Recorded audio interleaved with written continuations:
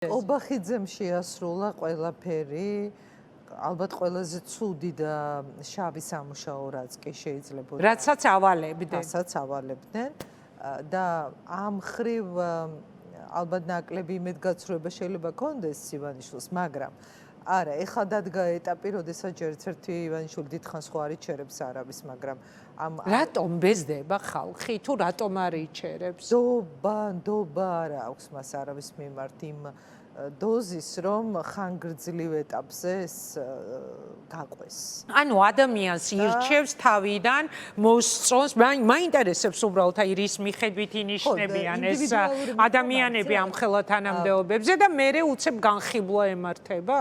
პირველ ეტაპზე, როდესაც იღებს გადაწყვეტილებას, უნდა იცოდეს, რომ ის შეასრულებს იმას, რასაც ისურვებს. აჰა.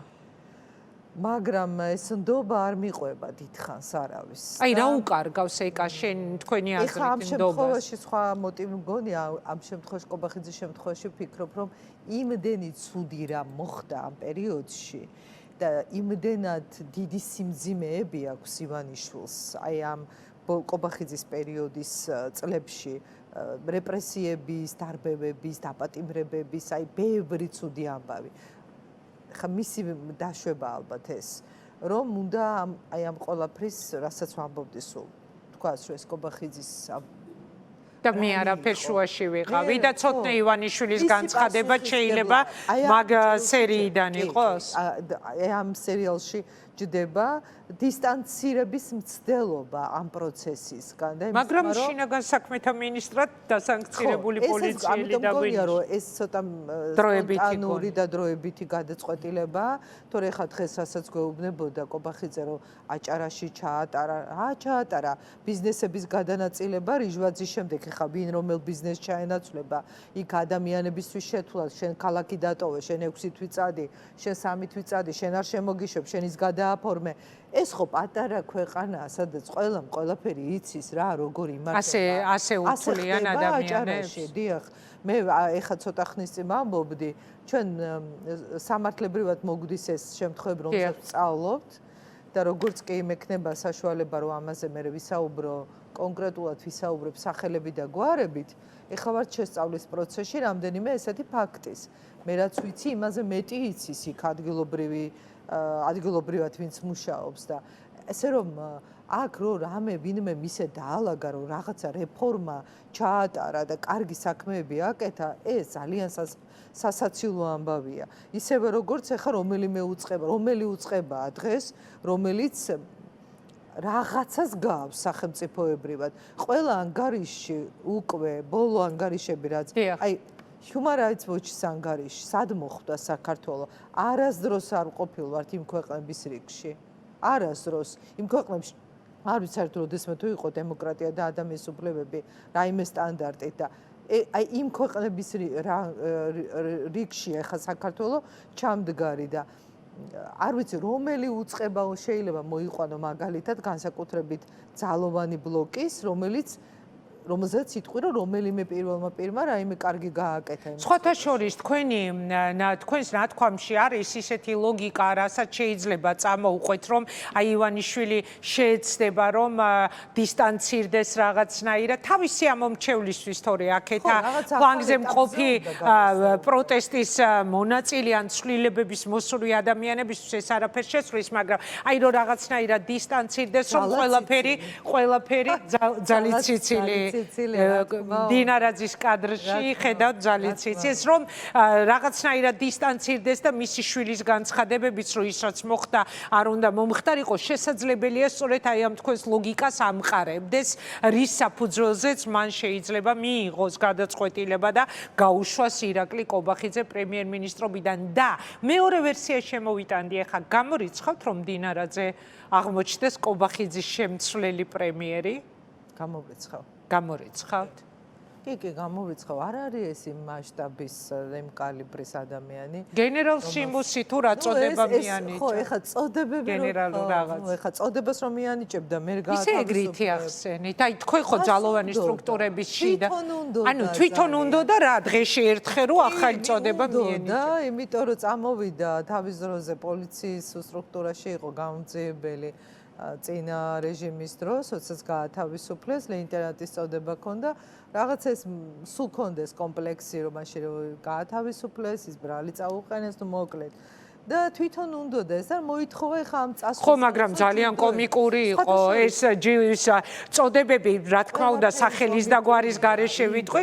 დღეს მაგალითად 9 საათიანი წყვეტა მქონდა ერთ-ერთ ადამიანთან კონტაქტის, ანუ 9 საათის წინ ვეკონტაქტე, 9 საათის შემდეგ ვნახე და მეკითხება, რომ რამე ახალი ხო არ არისო და მეთქი, რა ვიცი, რა უნდა მომხდარიყო ამ 9 საათში, ჯერ არ იყო ეს ბრიფინგი და არაო, რამე წოდება ხო არ მიანიჭეს მომკო დინარაძესო, ჩემს კოლეგაზე ვსაუბრობ. კომიკური იყო ეხლა ეს, მაგრამ კაც ამ ხელაწოდება მისცეს და საღამოს გაუშვეს. იმიტომ რომ ეს აჩვენებს აი პერსონალური სიხარბით როგორ არიან დაკავებულები ადამიანები, რომლებიც ასეთ მნიშვნელოვან სახელმწიფო პოზიციებზე არიან. ხო, იმის მაგალითად თუ იფიქრო რომ ამ სანქციების პირობებში როგორ უნდა ისულდგო, აი როგორ უნდა იარსებოს სახელმწიფომ, როდესაც ყველა უწყების პირველი პირი არის დასანქცირებული.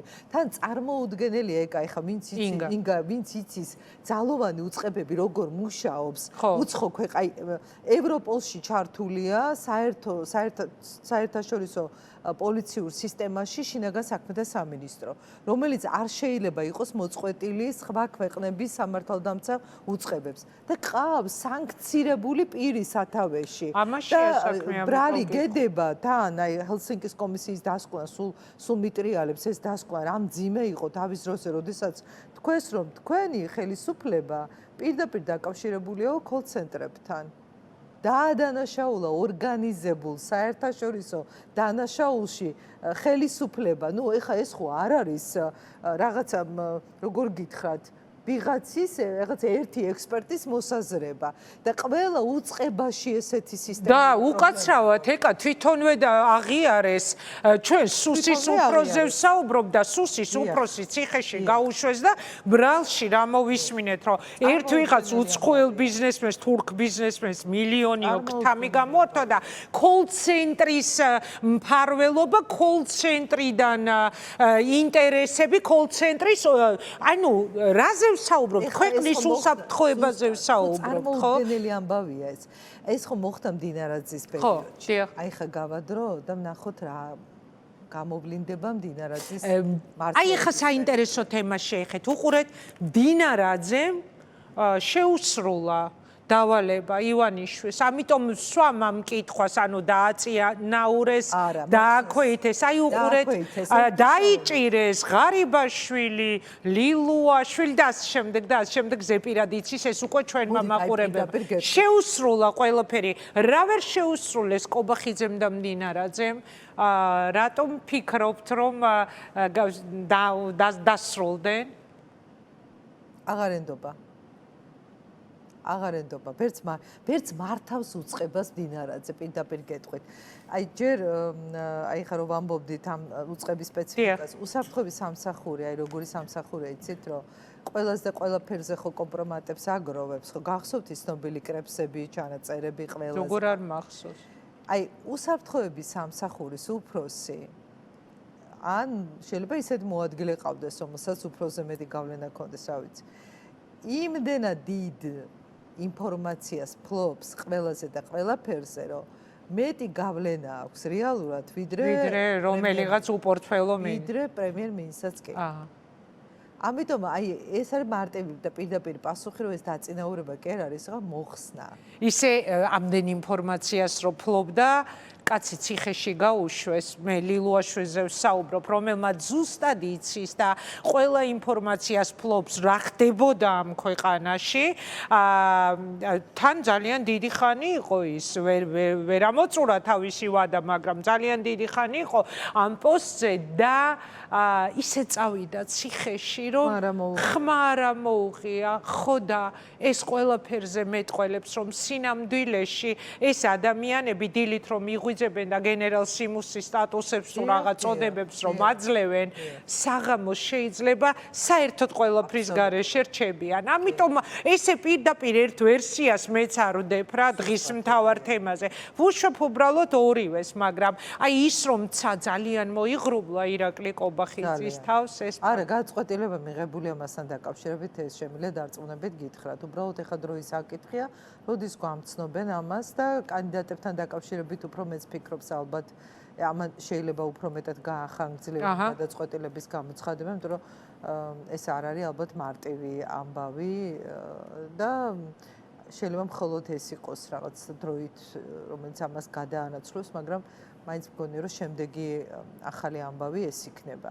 ასე რომ მთლიანობაში ჩვენ ამ პროცესს უნდა უყუროთ როგორც უკვე რაღაცა დაღლილ გამოფიტულ განახლების შეუძლებლობის მატარებელი პოლიტიკური გუნდი ძალიან გული მწყდება. მე მართლა ეხლა რომ ვიხსენებდით დღეს ამ 14 წლის წინანდელ ისტორიას მე ხო ეს გაცილებით უფრო მეტი ემოციით მალაპარაკებს, იმიტომ რომ აქ მარტო პარტიის რეგისტრაცია კი არ იყო 7 წელი, მე ძალიან დიდი ენერგია და შრომა მიდევს ამ ყველაფერს და გულდასაწყვეტია რომ ყველაფერი იმის საწინააღმდეგო მოხდა, ისიც მე პირადად მჯეროდა რომ ვაკეთებდით.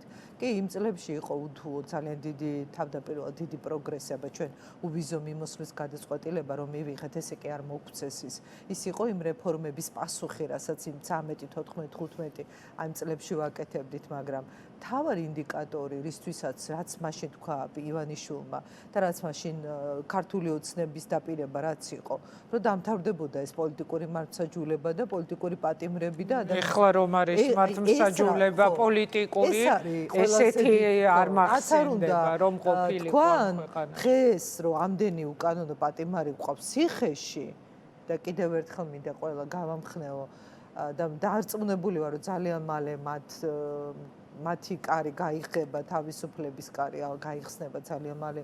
ამაში დარწმუნებული ვარ. ეს არის მთავარი ბრალდება დღეს ქართული ოცნების, რის გამოც შეუძლებელია, რომ ჩვენ ერთად ყოფილიყავით და ვინც იქ დარჩა, აი გვიან შემოსული ადამიანები, იმიტომ დარჩნენ, რომ მათ არც ის ბრძოლა გაუვლიათ, არც იმ ღირებულებებს არ ატარებდნენ და ეხლა არის უბრალოდ ბრძოლა თანამდებობისთვის. ბრძოლა საკუთარი პირადი კეთილდღეობისთვის, იმიტოა დილით ჩინმედლებს რომ იფორმებენ და მერე საღამოს გონებიან რომ ახალ სამსახურის შემთხვევაში მაინც ძალიან კომიკური იყო ეს ყოველდღე ლამის ყოველ მეორე დღეს მიღებული წოდება. აი ეგეთია, ამიტომ ლაპარაკობ, არ მინდა ეხა ეს ძალიან პიროვნული ანუ თქვენ ფიქრობთ რომ თვითონ თხოვდა კობახიძეს რომ მომანიჭე წოდება მომანიჭე. რა თქმა უნდა, აბსოლუტურად დარწმუნებული ვარ, ეს არის მისი სცენარი, უბრალოდ მის წასვლას ეხა ვერაფერს ვეღარ უზამდა, აი ბრეჟნევის და ორდენების ამბავი არ გაგახსენდეს უბრალოდ შეუძლებელი. ეხა რაღაცებს არ ლაპარაკობ, მაგრამ ეს ყველაფერი ხო ნანახი მაქვს და ბოლო სერიაც ვიცი რაც იქნება. რა ესენი ყველა ჩემი დასაცავები გახდებიან პროფესიულად. ფიქრობთ ასე? დაიჭერს ივანიშვილი? მოვესწრებით ამას, ინგა და თქვენ კიდევ გააშუქებთ ამ ამბებს. თქვენ ფიქრობთ რომ ივანიშვილი დაიჭერს?